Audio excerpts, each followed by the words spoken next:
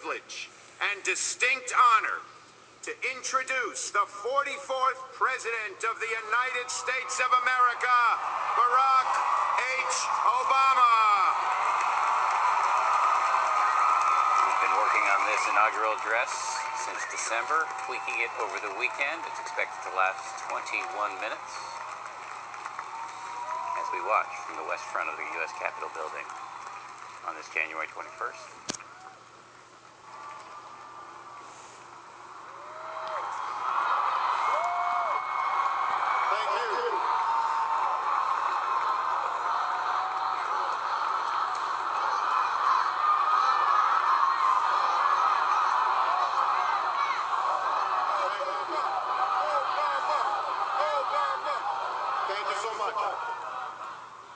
Vice President Biden, Mr. Chief Justice, members of the United States Congress, distinguished guests, and fellow citizens. Each time we gather to inaugurate a president, we bear witness to the enduring strength of our Constitution. We affirm the promise of our democracy. We recall that what binds this nation together is not the colors of our skin, or the tenets of our faith, or the origins of our names. What makes us exceptional, what makes us American, is our allegiance to an idea articulated in a declaration made more than 2 centuries ago. We hold these truths to be self-evident, that all men are created equal,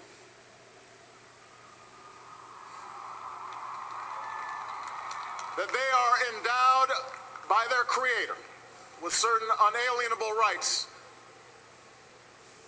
that among these are life, liberty, and the pursuit of happiness. Today, we continue a never-ending journey to bridge the meaning of those words with the realities of our time.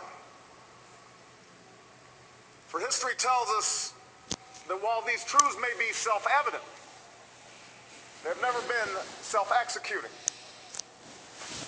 That while freedom is a gift from God, it must be secured by His people here on earth.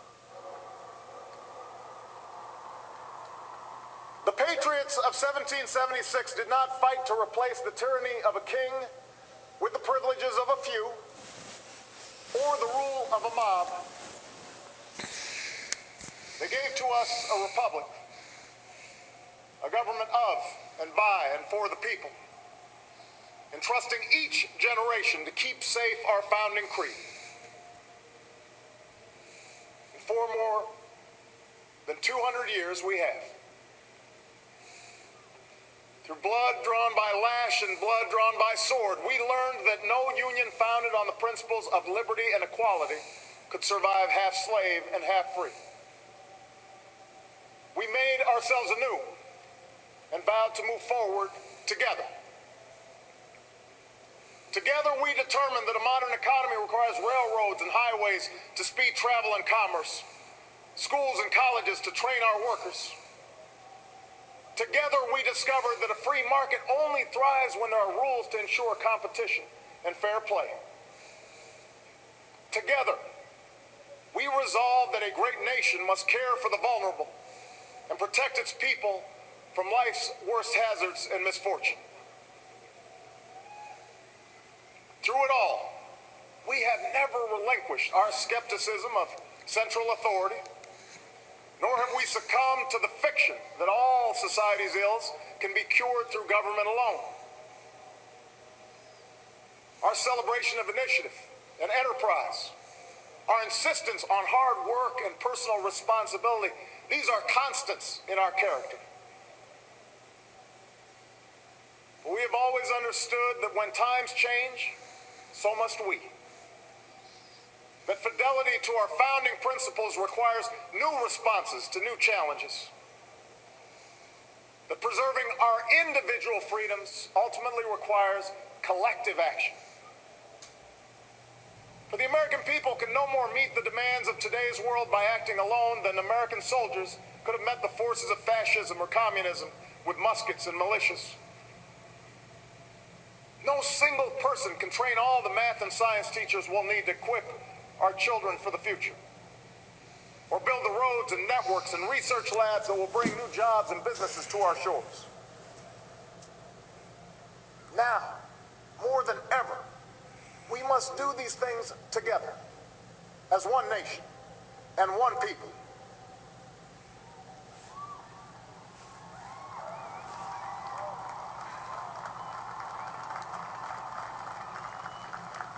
This generation of Americans has been tested by crises that steeled our resolve and proved our resilience. The decade of war is now ending.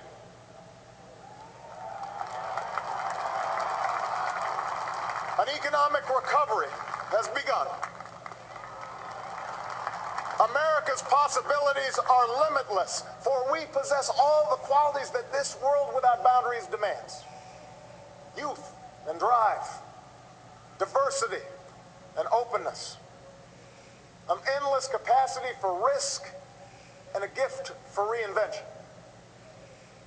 My fellow Americans, we are made for this moment, and we will seize it so long as we seize it together.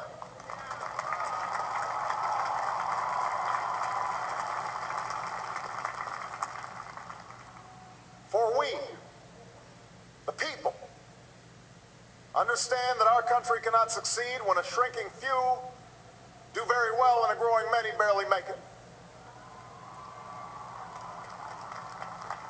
We believe that America's prosperity must rest upon the broad shoulders of a rising middle class.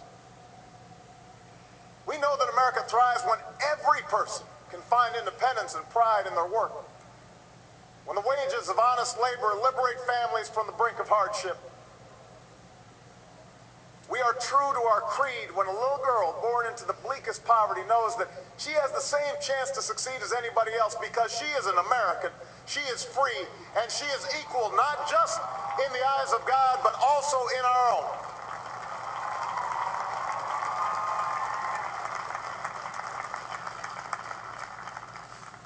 We understand that outworn programs are inadequate to the needs of our time. So we must harness new ideas and technology to remake our government, revamp our tax code, reform our schools, and empower our citizens with the skills they need to work harder, learn more, reach higher. But while the means will change, our purpose endures. A nation that rewards the effort and determination of every single American. That is what this moment requires. That is what will give real meaning to our creed. We, the people, still believe that every citizen deserves a basic measure of security and dignity. We must make the hard choices to reduce the cost of health care and the size of our deficit. But we reject the belief that America must choose between caring for the generation that built this country and investing in the generation that will build its future.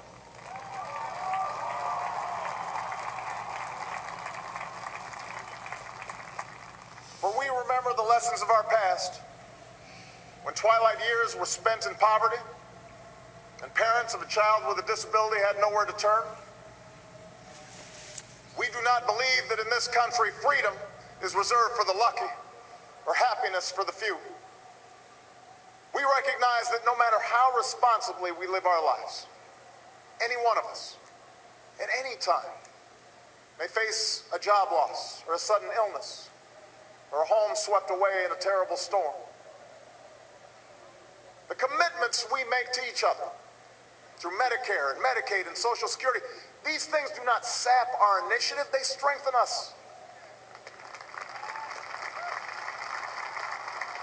They do not make us a nation of takers, they free us to take the risks that make this country great.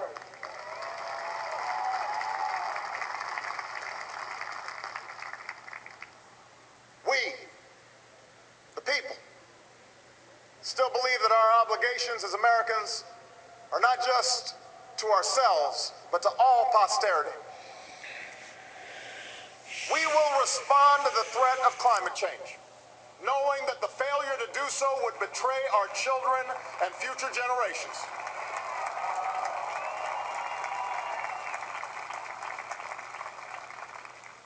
Some may still deny the overwhelming judgment of science, but none can avoid the devastating impact of raging fires and crippling drought and more powerful storms. The path towards sustainable energy sources will be long and sometimes difficult. But America cannot resist this transition. We must lead it. We cannot cede to other nations the technology that will power new jobs and new industries. We must claim its promise. That's how we will maintain our economic vitality and our national treasure. Our forests and waterways, our croplands and snow-capped peaks. That is how we will preserve our planet, commanded to our care by God.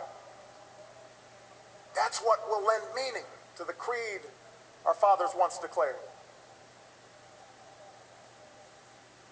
We,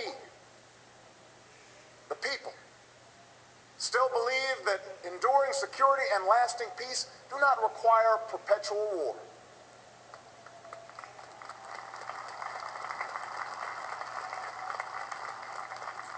Our brave men and women in uniform, tempered by the flames of battle, are unmatched in skill and courage.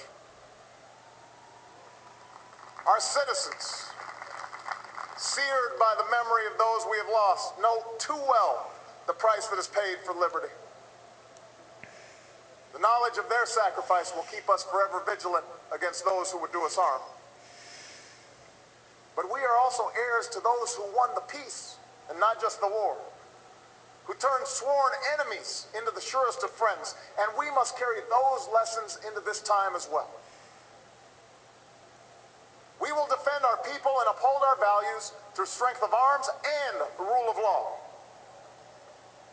We will show the courage to try and resolve our differences with other nations peacefully, not because we are naive about the dangers we face, but because engagement can more durably lift suspicion and fear. America will remain the anchor of strong alliances in every corner of the globe. And we will renew those institutions that extend our capacity to manage crisis abroad.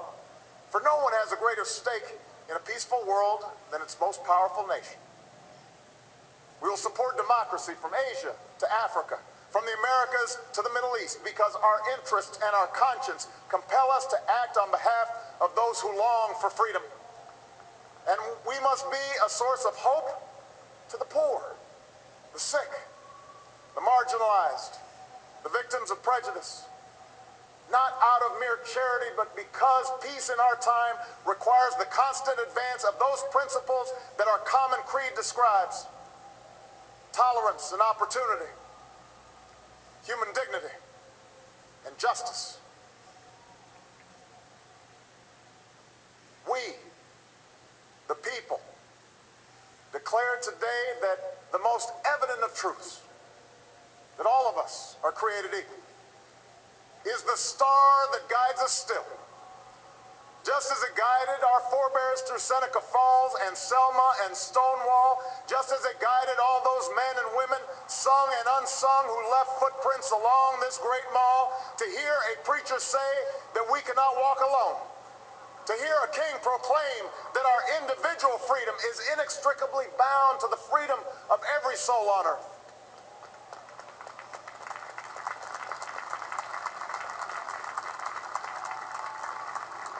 It is now our generation's task to carry on what those pioneers began.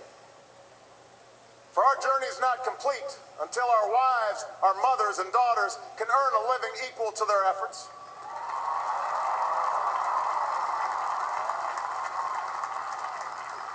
Our journey is not complete until our gay brothers and sisters are treated like anyone else under the law. For if we are truly created equal, then surely the love we commit to one another must be equal as well.